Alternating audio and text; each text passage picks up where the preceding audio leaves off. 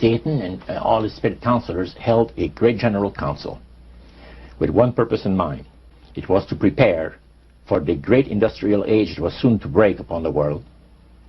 And Lucifer also foresaw another age that was to follow that, where tremendous scientific discoveries would be made by people, and we would enter a unique age that would change the way that everybody lives. It would also serve to usher in the end times and the close of the great controversy between the forces of good and evil.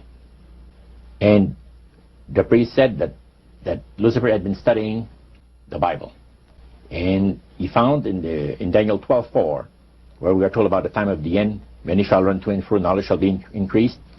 He understood it to be that we're getting to that point. And he had, with all the spirit counselors, to change their modes of operation in order, to ensnare people. And he devised a way whereby people would disqualify themselves from being members of Christ's kingdom. And he was just very candid about this. Oh, yeah. Telling you and the rest of the group, 60 or 70 people there, the plans that close to 100 people.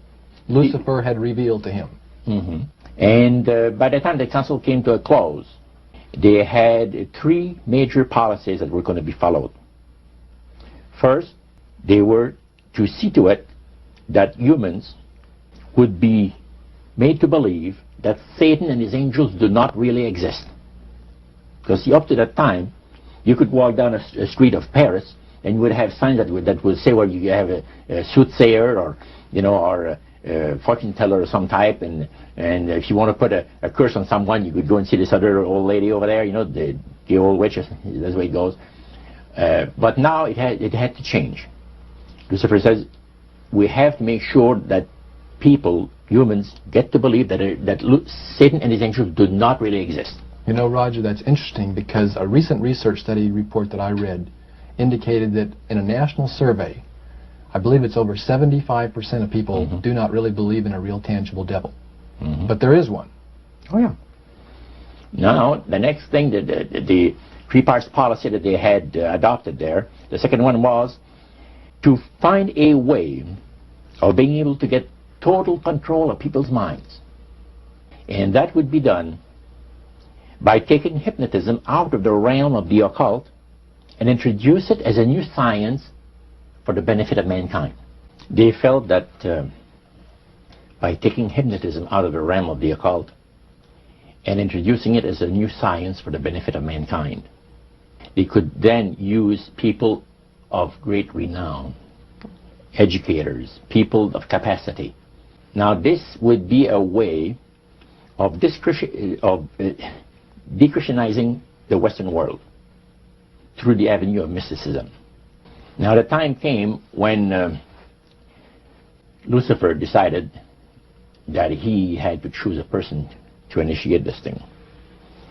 And Franz Mesmer, which was an Austrian physician, was chosen.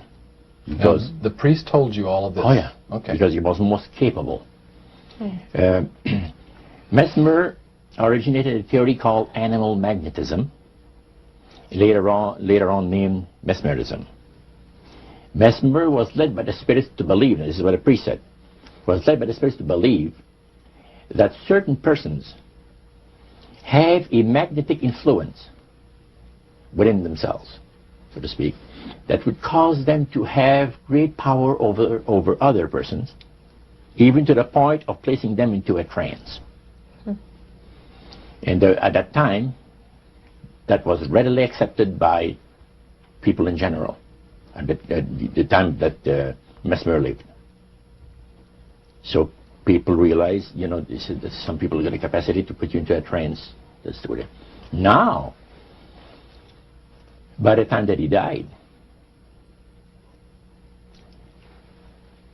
in 1815, a lot of the physicians in Europe were using hypnotism as a means of anesthesia.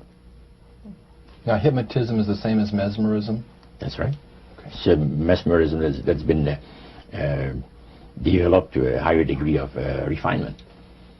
And the priest went on saying that the plan of Satan to deceive the human family this way he says, is the most intriguing thing to his mind. And he went on saying how it was going to be brought about. He said that a fellow by the name of Darwin and another fellow by the name of Thomas Henry Huxley would be used by the spirits